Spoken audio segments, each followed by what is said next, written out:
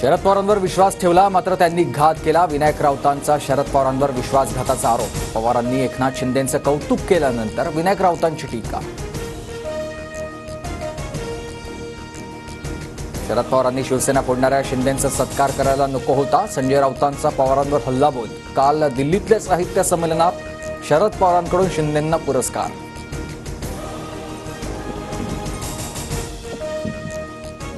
साहित्य संमेलन हा दलालांचा अड्डा. संजय राऊतांचं वक्तव्य. तर साहित्यिकांना दलाल म्हणणं हा कार्य साहित्यिकांचा अपमान. उपमुख्यमंत्री एकनाथ शिंदेंचा संजय राऊतांवर हल्लाबोल. शिंदेंच्या शिवसेनेचे मंत्री उदय सामंत शरद पवारांच्या भेटीला. खासदार नरेश म्हस्के उपस्थित.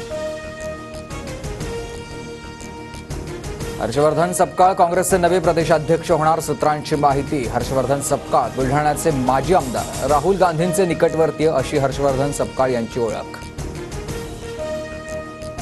राजन साळवी उद्या शिवसेनेत प्रवेश करणार. ठाण्यात उपमुख्यमंत्री एकनाथ शिंदेंच्या उपस्थितीत पक्षप्रवेश होणार. राजन साळवींकडून ठाकरेंच्या शिवसेनेच्या उपनेतेपदाचा राजीनामा.